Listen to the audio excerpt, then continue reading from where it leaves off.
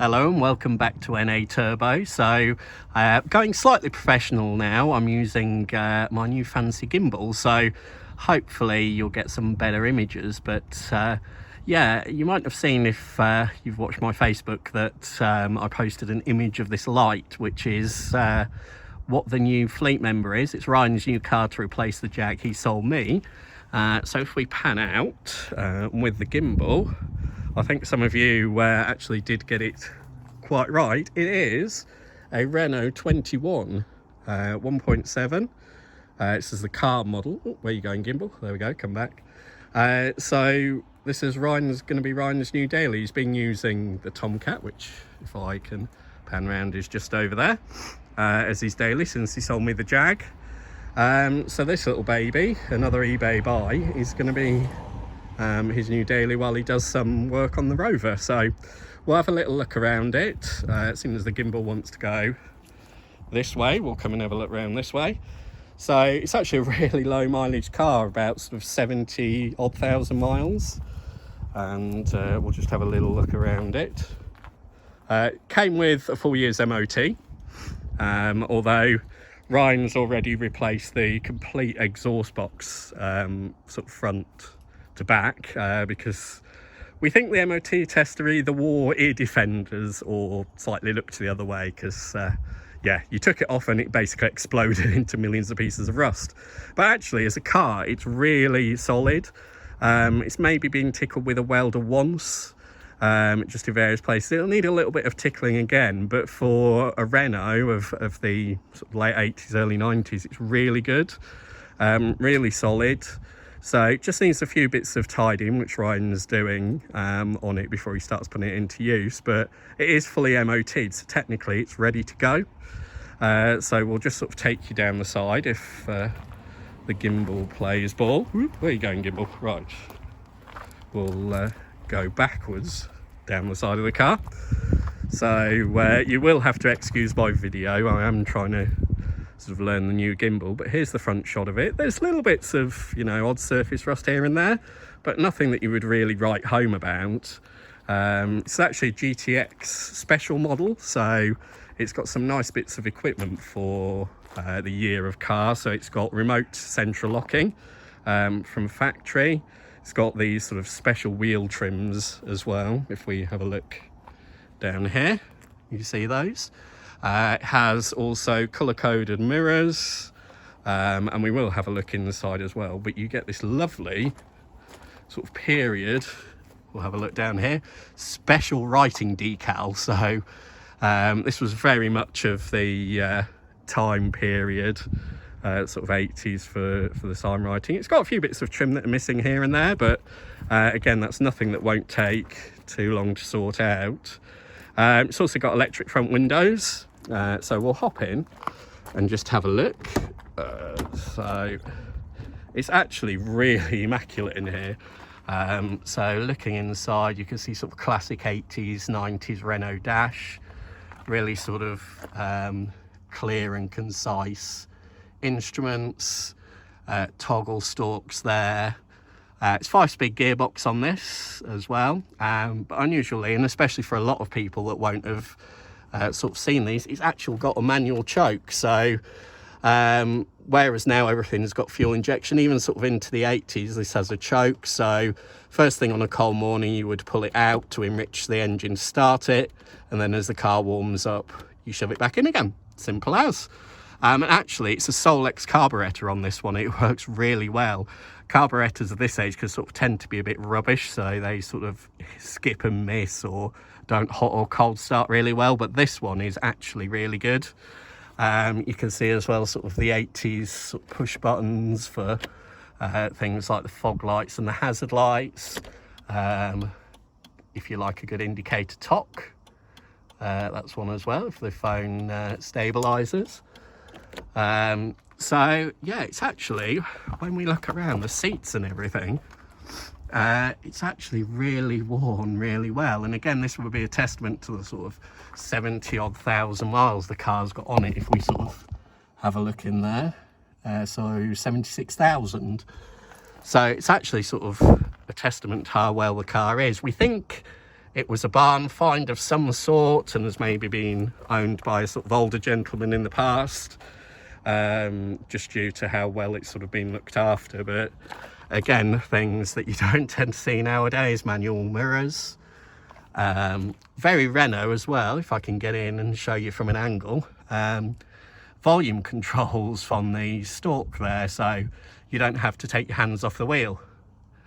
So let's just jump in. Oh, if I don't knock you silly on the gimbal. So this is sort of the view from inside the car. Sort of very Renault, as I said, this sort of period. So, you know, if you've got or seen a Renault 25, early Renault Safrans, things of that era. Electric front windows here on these rocker switches. Obviously blanking plugs, because you could have had other options, for example automatic gearbox or rear electric windows, but this one doesn't have it. We did actually as well, if the gimbal will pan up, have the original radio, which Ryan's still got, the original Philips radio, which actually works. And because this, if you notice from the number plate being VV, is a local car, so it's sort of come back. Ryan purchased it from sort of Grimsby up north, but it was originally sold around this area. And so literally got it, turned the radio on, and it tuned straight into Hearts, local radio station. So again, it obviously knew it was coming home. Windscreen, we do know, has got a crack. That was probably more from delivery. It started off as a chip, but obviously being bounced up and down on a lorry sort of caused it to crack, but that will be being replaced. So again, you see the lovely interior, and you don't sort of get trim this colour anymore, and the seats this colour. So that's all very nice. If I can pan up and the gimbal will work, it's actually got a factory electric sunroof as well, which is operated. This is the gubbins here for the remote central locking, which sadly at the moment doesn't work, but it may be something we can get to work in the future. We don't know, but yeah, that's the interior of the car. I'll pan round and show you the rear as well. Again, if the gimbal will work with me. So I don't think anybody's really ever sat in the back of it. So yeah, it's all very good. And yeah, back to the Renault steering wheel 3-spoke of the 80s. And then if we can also, if I ask Ryan for the keys, thank you, we can put the keys in it and just, there's all your warning lights. Again, very Renault, and I think Renault were the only ones to do this, where you've actually got a digital oil gauge sort of down here. So this first reading gives you the level of oil that's in the car between min and max at the top. So again, something that wasn't really that prevalent on cars, sort of certainly around this time. I had a 1990 Mark II Golf that didn't have that. You've got your other warning lights on there as well. If you pull this out, that's your choke warning light on there as well. And yeah, it's just sort of really in kind of a time warp. Stalks around there, so you've got your lights that turn on different stages just by twizzling. And then on this side, very funky sort of, oops, where are you going, gimbal? Very funky sort of wiper switches, sorry. Indicators are also on this side back here, sort of for your left and right. And we'll see if she'll hot start. So obviously clutch in, make sure she's out of gear. Look at that, you know, from and this has been running for a while. So again, with carburetors, hot starting can always be an issue, because the heat gets in and then the fuel doesn't evaporate and burn properly. But she's so clean at starting, you know. And now Ryan's replaced the exhaust as well. When you rev her, there's just no blowing or anything like that at all.